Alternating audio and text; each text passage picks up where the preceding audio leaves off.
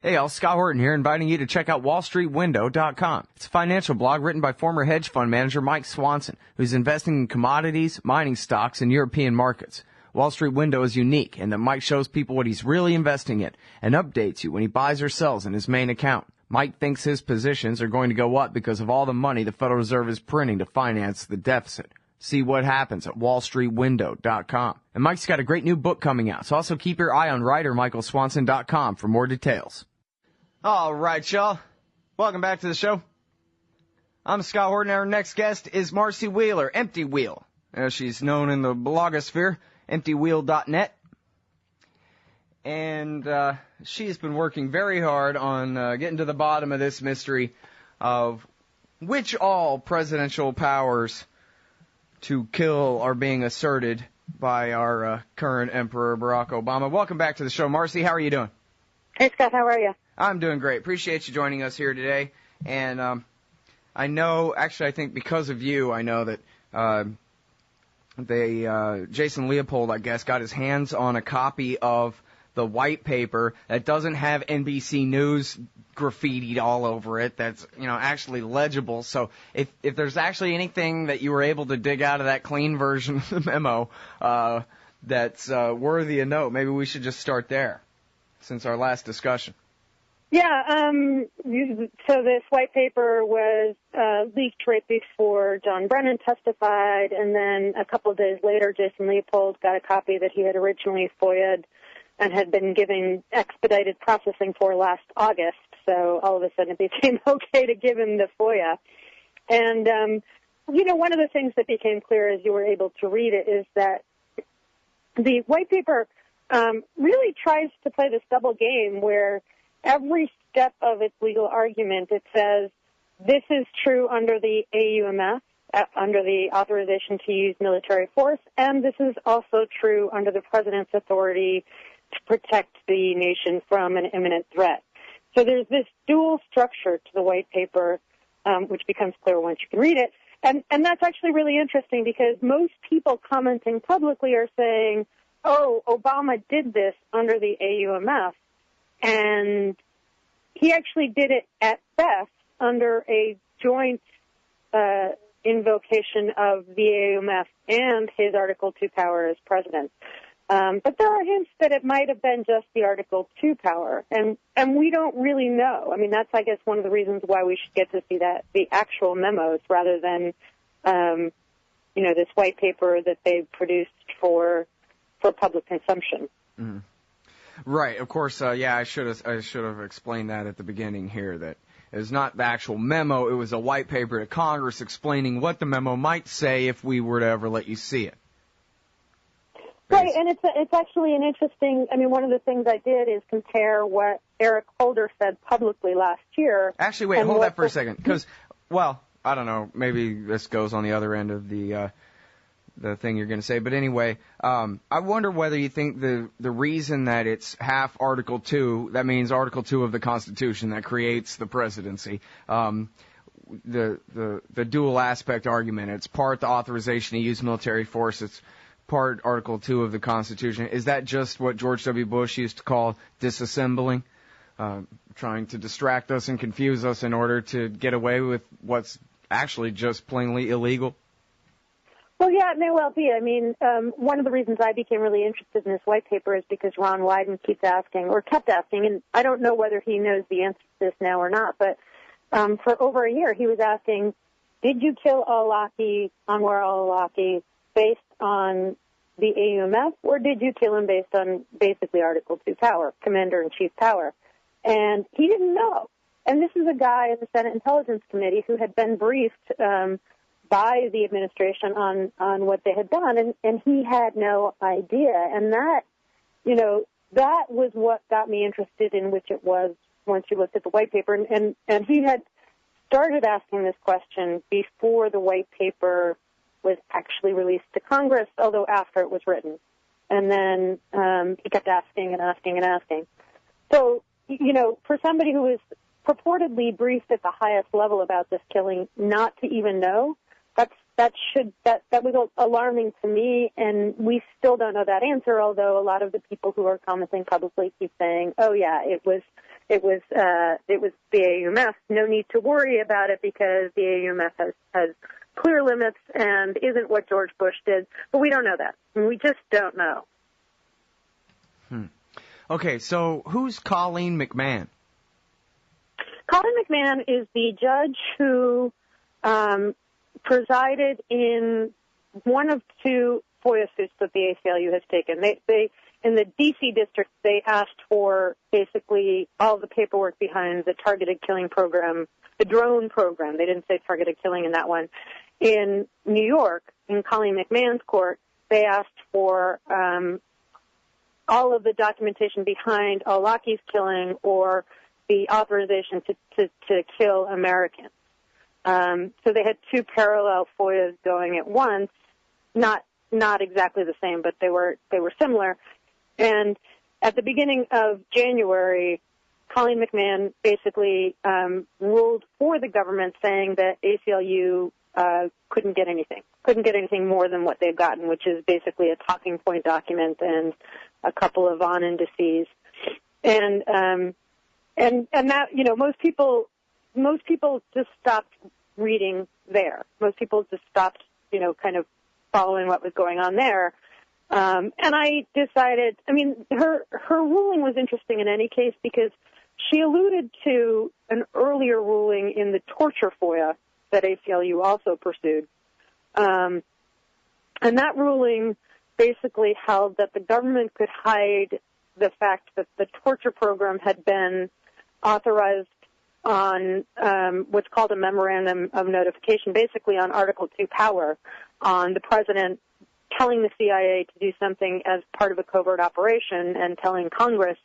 And the government in that earlier FOIA had been successful in hiding even like a few word mention that made it clear that the president had personally authorized the torture program, and that's all the authority it had at the beginning of the program. And I think she alludes to that decision, although not in a really obvious way in the unclassified portion of her opinion, but I suspect she discussed it at quite a bit more length in the classified section, which leads me to believe one of the things they're arguing in this case is that it's the same memorandum of notification, which we know to be true, and since the since the circuit court had already said this memorandum of notification can remain secret, therefore this FOIA case will go nowhere. So that's what we knew at the beginning of January. And I thought, since we've seen this white paper, it'd be interesting to go back and see what Colleen McMahon actually said, and whether it looked like she had seen the white paper or not. And that's when things got interesting, because there's a section of Colleen McMahon's opinion which really hasn't gotten a lot of attention, but she basically says, oh, it was illegal. So she kind of interrupts what she's doing, which is purportedly judging on whether or not the government can withhold these FOIA documents. And she says, hold on a second. Due process is the most fundamental part of our constitutional government. That's part of what the rebels against King George III were fighting for. And it goes back to Magna Carta. And she said, we also, in the Constitution, have a treason clause, which says before you can deny anybody of their citizenship, you have to go to a judge. She kind of very astutely pointed out that it's on Article 3, meaning it's part of the courts, this guarantee that before the executive branch deprives you of your citizenship, you have to go before a judge. And then she looked at a couple of more pieces that correlate really interestingly with the white paper. In particular, there's a domestic statute that says you can't murder an American overseas. And she said, wait a second, you can't murder an American overseas, and even the president, that should cover the president. And even when he's authorizing covert operations, as we know this to be, he can't authorize people to do something that breaks American law. So she lays out 4 reasons why what the administration had done with al-Awlaki doesn't adhere to the principles of the Constitution. But then at the same time, she's ruling, but who am I? I'm just some judge, and I don't have standing to get involved in any of this or to even legalize the pieces of paper that describe why it's legal. Right, and I think if I'm right about that earlier precedent, I think that's why. I mean, that to go against such an obviously pertinent precedent would be unheard of.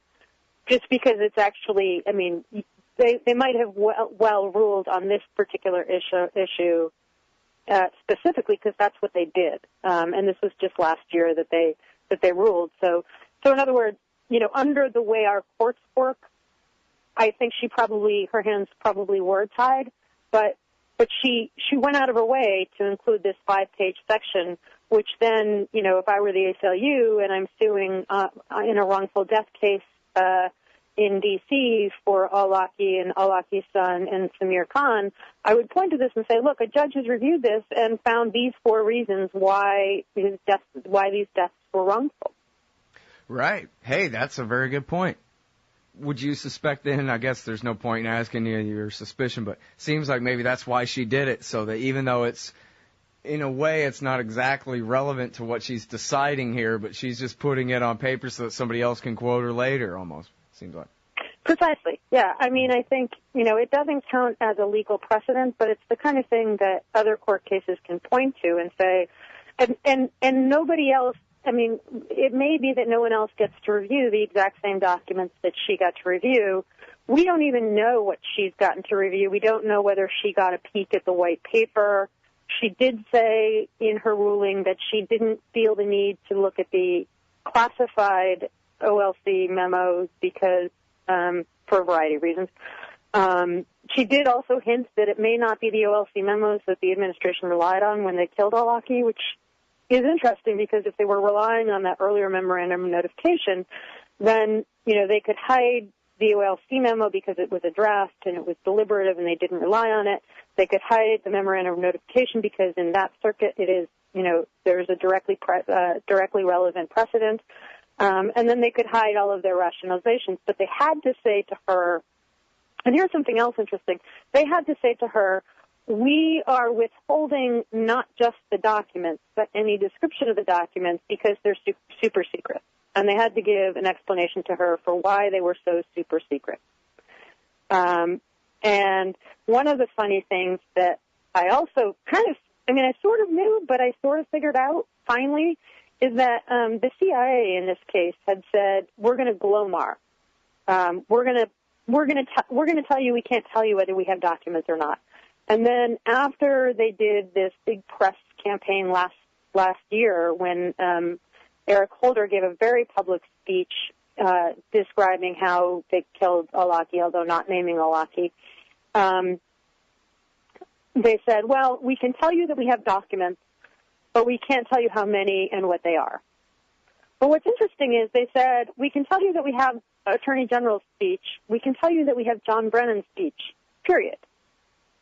And they didn't admit what we also know and is obvious is that they also have a speech made by their own general counsel about what the CIA needs before they get involved in a lethal force covert operation, which is what al-Awlaki's killing was. And that one actually says we can go just on Article 2. We don't need an AUMF sort of gravy. Huh. I don't know what to make of it all. Yeah, they're trying to hide the fact that this public speech pertains to this question at hand, which is can the administration kill Americans based solely on presidential say-so? Right. Well, and the point is, all of this, they're trying to keep it all secret because they know it's nonsense, right? Just like when the John Yoo memos finally were published, and I guess beginning in 2004, and then finally the rest of them in 2008, everybody said, oh, my God, this is ridiculous. Right, and there's a strain of commentary.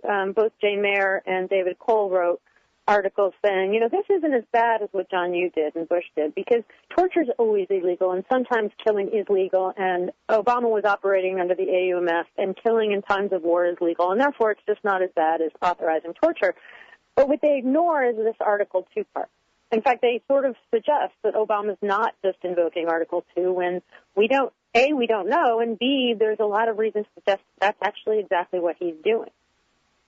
Right, and gee, I guess I'm sorry, it sort of goes without saying, but it shouldn't, for people who maybe don't remember, weren't paying attention then, what was so ridiculous from the Yoo memos was his claim that the president has inherent plenary authority under Article 2 to override any law, any part of the Constitution other than the phrase, he's the commander-in-chief of it all.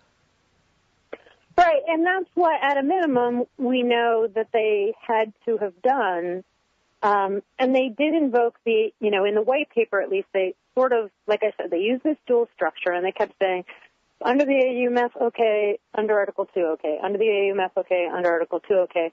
And it's that domestic statute that says you can't murder Americans overseas, which is what the bulk of the white paper spent new time on.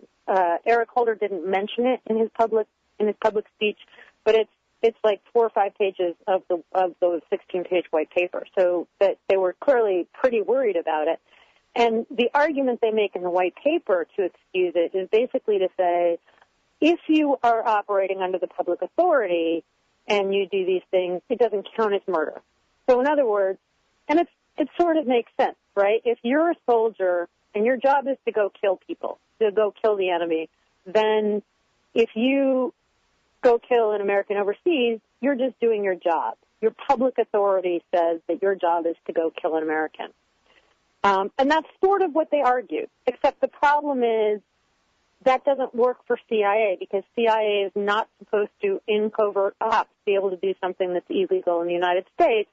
And then moreover, and there's actually one legal opinion which makes this argument. Oh, there's a number. I mean, the other problem that they had is that the CIA is the one that killed al-Awlaki, as far as we know. And the CIA, they're not soldiers. And so all of the rules that apply to soldiers, which are invoked in the white paper, don't necessarily or don't really apply to the CIA. So, you can't argue that you're doing this. It introduces all sorts of problems once you have the CIA press the button. And yet it appears that's what they did, and that's why this document and the killing is so much more legally problematic than if they had evidence to prove he was operational, if they had the willingness of the Yemeni government, then they could have just killed him if DOD had done it. And for some reason, they didn't do it that way, and instead used CIA, probably didn't give the Yemeni government a full heads up, and then introduced all sorts of legal problems. So why? Just because Petraeus wanted to do it? It was a bureaucratic turf battle kind of thing, or what? It's funny that it worked out that way because they first tried to kill al-Awlaki in December of 2009. And what's really interesting about that, and what everyone should remember, is that according to a report that William Webster released last year, it was an investigation into the Need al-Hassan Fort Hood killing. And they looked at exactly what the FBI knew when. And it says very clearly the FBI and the intelligence community generally did not consider al-Awlaki operational until the December 25th underwear bombing. So in other words, they're very clear that on December 24th, when they tried to kill him, they didn't consider him operational. They didn't consider him operational until the next day or probably several weeks afterward when they started collecting evidence. And so in other words, had they actually succeeded in killing them 2 weeks after they first tried to, it probably would have been legal. I mean, because they probably would have had at least decent evidence that he was operational, ties to al-Qaeda, yada, yada. There's a problem because the U.S. government had not yet declared AQAP a terrorist group at that point. So there are problems, but at least, this whole AUMF argument would have made sense. But then, after they switched course, and after they decided to get a memo authorizing this, and after they decided, after they had the interrogation from the underwear bomber, whatever that said, then they switched course and put CIA in charge of it. And the funny thing is, as you said, David Petraeus was in charge of CENTCOM in December 2009, and then he was in charge of CIA in September 2011. And so it's sort of David Petraeus all along, although I don't think that, he was just determined to kill al-Awlaki, but that's sort of what happened. Well, now, so what do you make about this, the question of whether Obama can kill Americans with drones or otherwise here in the United States, as long as, like, say, for the case of the Miami 7, some snitch gets them to say they love Osama into a tape recorder, and so then what? Just blow them up? Can they do that? Is the power of the whole world's battlefield and all of that? Sounds like all those same legal theories are continuing here, right? Yeah. Tune in later this week, because I think I'm going to make an argument. I'm going to show exactly what a targeted killing in the United States would look like, with an actual killing, not done by DOD, not done by CIA as far as we know, but of somebody who was alleged to be a leader of a terrorist group and was killed. And we'll never know at this point, when things like that happen, whether they happened because the president ordered them or because some cowboy went nuts with his gun when they were pursuing a criminal. Mm-hmm. Now, so are you talking about Kennedy brothers or black civil rights leaders? Or Precisely. Yeah. I mean, the case I'm going to show actually encapsulates all of that in a remarkable way. So and that's the thing is, in the discussions generally, can the president authorize the killing of an American? He's focused, most people have focused on the AUMF side, and there at least is a strong aspect of Article 2 in it. Given what the white paper says, given what the judge who had looked at this says, given what the general counsel of the CIA says, there's at least a strong component of Article 2, if not only Article 2. And then the other thing about whether or not, and this is the problem, Rand Paul is persisting in threatening a hold on John Brennan's nomination, and he's saying, I want to know whether you can kill with a drone in the United States. The correct question, and the question that Ron Wyden was asking, was, I want to know whether the president can order the death of an American, but it probably won't be by drone. It'll be by some other means. Yeah, hitman, single car accident, that kind of thing. Yeah, or. Or all of a sudden he got cancer. I don't know if they would go to that trouble, but at least not here in the United States. But I've gone back to, remember when Fred Hampton died, the Black Panther leader, right? Totally assassinated, total overkill. And I keep wondering whether there's a memo that authorized that somewhere that said, okay, the FBI can go in and kill somebody that we believe to be, a leader of a militant group opposing the United States. And, I just think back in those days they didn't get memos to do everything, but we've seen it before. It usually is African Americans. Now it would be Muslims, but they don't get memos for poor guys who challenge power in this country. Yeah, it seems like that's more the kind of thing where, like, hey, Jimmy, make sure that guy's not breathing by tomorrow morning, kind of a thing, rather than an official order. And but the thing is, we'll never know. The Fred Hampton case is an example where we know that the White House was going nuts about the Black Panthers. We know that the FBI had developed this entire spy network and had infiltrated them and was driving them to increased violence. So it is very similar to what we see going on with the al-Qaeda network now. It happened in the United States, and it's precisely that kind of action that led to, purportedly, putting limits on the CIA so they couldn't break the law in the United States. Yeah. When John Yoo wrote up his memos, and he had it, and I think this one didn't come out till the end, really, although maybe it was purely consistent with the rest of them anyway, I don't know. But it was the one that it broke along with the story that Cheney had pushed to use the Army to go and arrest the Lackawanna Six, so-called Lackawanna Six there from Buffalo. Right. And Bush, in his wisdom and calm patience, had decided that, no, we'll just let the FBI handle it. But so there's two different. But remember that the very first American killed in a drone strike was their buddy in Yemen. Right. And so yes, as far as we know, the military wasn't involved in Lackawanna outside of Buffalo, but that is an example where, and the argument's there.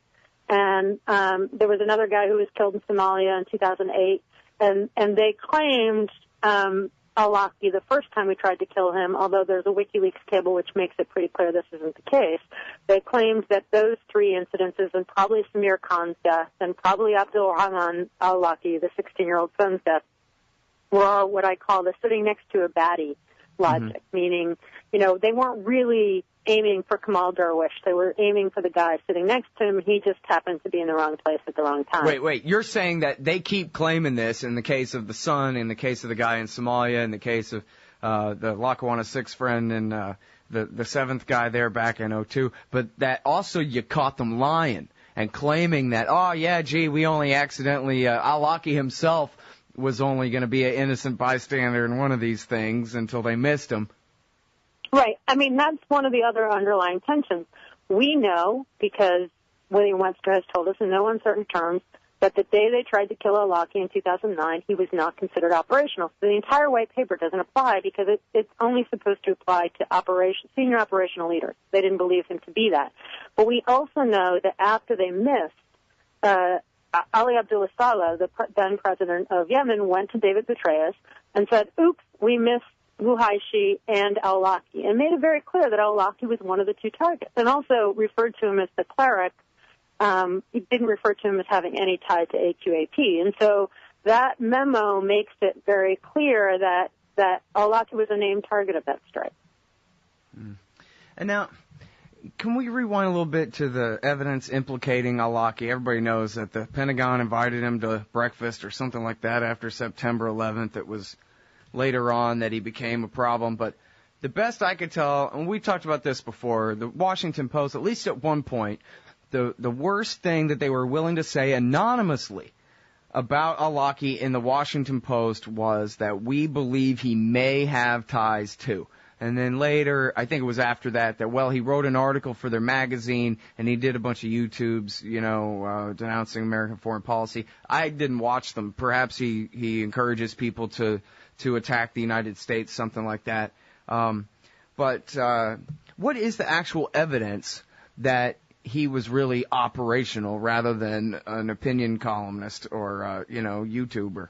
And after all, because not only is he just using his American-born natural right of free speech, but he's actually a religious cleric, so he's got a First Amendment double whammy on his side, it sounds like.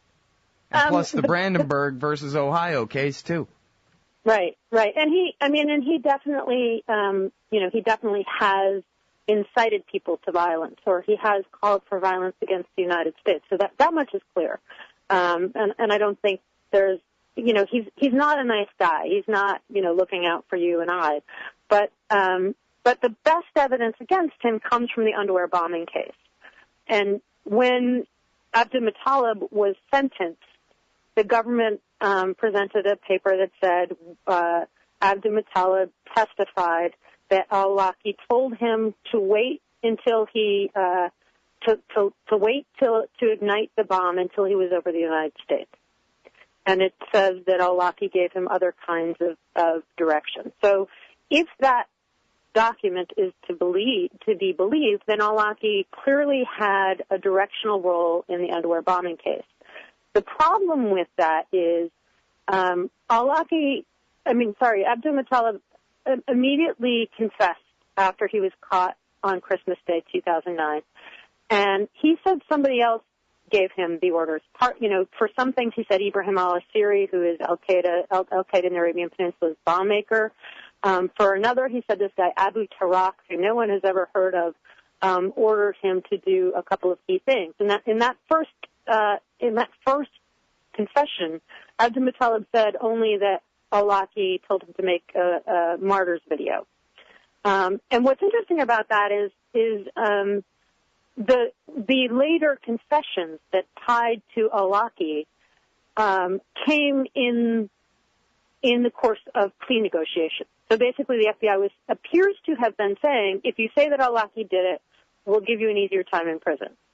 And for a long time, when they thought that they were going to get Abdulmutallab to plea, they were at the same time thinking of actually charging al-Awlaki. But then in September of 2010, Abdulmutallab fired his lawyer, said that, there was a conflict of interest between what they wanted and what he wanted. And after that, DOJ, as far as we know, stopped its efforts to indict al-Awlaki. So in other words, the best piece of evidence they have is what Abdulmutallab confessed to, but the government went on to agree with Abdulmutallab not to enter any of that into the primary case against him. And in fact, when they made their opening argument in the Abdul Muttalib case in 2011, just in the days as it happened, in the days after al-Awlaki was killed, they gave the old story, this Abu Turak story, that al-Asturi had a bigger role, that Abu Turak was the guy who told him to wait until he was over the United States. And so that is easily the best evidence that they have. But even there's this big question about whether Abdul Muttalib was saying that it was al-Awlaki just because the FBI was going to give him an easier time to do that. Mm. Well, and what about the Fort Hood shooter? They say he was tied to him, but what does that mean? No, he wasn't. I mean, he was tied to him. He had conversations with him. But there were 16 or 18 emails, most of which were Nidal Hasan writing to al-Awlaki and making veiled requests for help. And for the most part, al-Awlaki was totally unresponsive, just blew them off. And the one that he replied most to was when Nidal Hasan basically set his ego and said, there's a lot of people here who worship you. Do you want to come and be hailed as a hero? And he's like, oh, yeah, now I'm listening. Now I'm listening if you're going to give me money to make public appearances. And so, well, those emails and things that Nidal Hasan said to al-Awlaki should have led the FBI to look more closely at Nidal Hasan. There's no indication at all that al-Awlaki was directing Nidal Hasan to move towards violence. And in fact, their exchanges stopped, I think, in June, and the attack was, I think, November. So there definitely was conversation, and I think when you look at the first explanations that Dennis Blair gave in February of 2010 for why al-Awlaki was a legitimate target, he basically said people are a legitimate target if their actions led to actions that threatened the American people. So in other words, he wasn't saying that people are a legitimate target if their actions threaten the American people, but instead saying that they're a legitimate target if their actions led to actions that threaten the American people, which could describe what happened with Nidal Hasan. I mean, he certainly inspired Nidal Hasan. Hasan turned to violence, but he didn't tell him to do what he did. He just was good at inspiring other people to violence. And I'm sorry for keeping you so long, but I want to ask you about al-Awlaki's son. It seemed like to me that maybe they believed their own nonsense about how old he was and that they really were trying to kill him because, well, he's a terrorist too and he's 20-something years old, which means he's fair game. And then they found out that, oops, he was 16? Or am I reading that wrong? Were they trying to kill somebody else and he was just a bystander? Or how's that work, Marcy? No matter how you assess the government's actions, their actions in the Abdul Rahman case, I think, are particularly bad because he was born in the United States. And to suggest that we don't know everything about the al-Awlaki immediate family, including the age of his son who was born here in the United States, is just farcical, utterly farcical.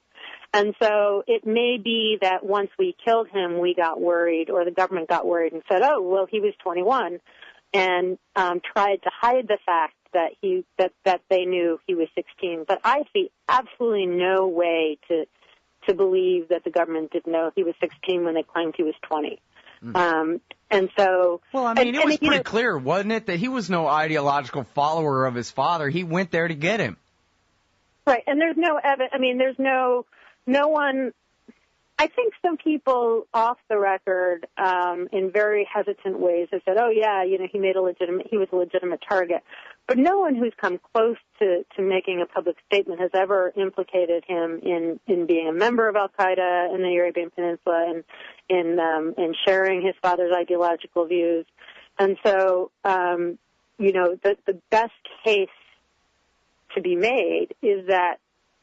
He fell under, John Brennan works under what is now called the military-age male standard, which means that they believe any military-age male in the vicinity of a known target is a legitimate target himself and must be a militant. And from this guy or their military-age male standards are actually include children. I mean, for all we know, and in fact, the government just reauthorized, as they do. I think it's been a bunch of years in a row. Just reauthorized. There's a rule that says you can't give aid to a country that uses child soldiers. Right. And if you want to give aid to a country in spite of that, the president has to issue a waiver. Well, that waiver for Yemen was just signed yesterday or the day before or something. Mm-hmm. So in other words, one of the things that is true is that the United States gives funding to Yemen knowing that the official government of Yemen uses kids of the age of 16 to fight their wars as well. Right. And so, and Yemen was their perfect. It was their perfect test case, or their model for how to handle the Arab Spring as best they could. Oh, you really, really hate this guy? Well, here's his cousin. We'll put him in a one-man election and hail it as the triumph of democracy. Right. Yeah. Exactly.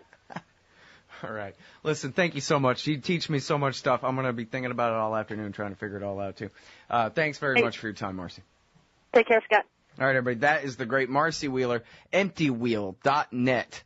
Go and read all of the brilliant stuff she wrote, including the war and intelligence behind Anwar al-Awlaki's targeting, and Colleen McMahon, the covert op that killed Anwar al-Awlaki, was illegal.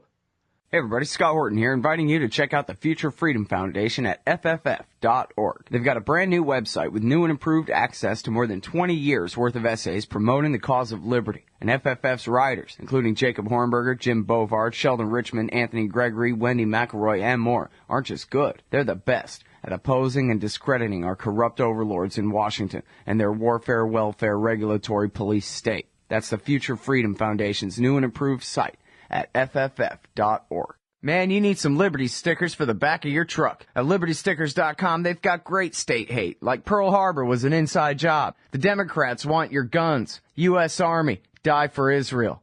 Police brutality, not just for black people anymore. And government school, why you and your kids are so stupid. Check out these and 1,000 other great ones at LibertyStickers.com. And of course, they'll take care of all your custom printing for your band or your business at TheBumperSticker.com. That's LibertyStickers.com. Everyone else's stickers suck. The Emergency Committee for Israel, Brookings, Heritage, AIPAC, WINEP, JINSA, PNAC, CNAS, the AEI, FPI, CFR, and CSP. It sure does seem sometimes like the war party's got the foreign policy debate in D.C. all locked up. But not quite. Check out the Council for the National Interest at councilforthenationalinterest.org.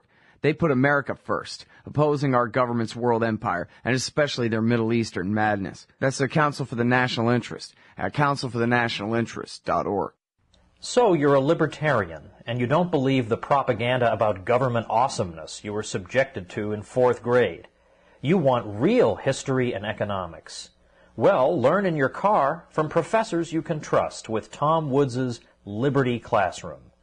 And if you join through the Liberty Classroom link at scotthorton.org, we'll make a donation to support The Scott Horton Show. Liberty Classroom, the history and economics they didn't teach you. Hey ladies, Scott Horton here. If you would like truly youthful, healthy, and healthy-looking skin, there is one very special company you need to visit. Dagny & Lane at dagnyandlane.com.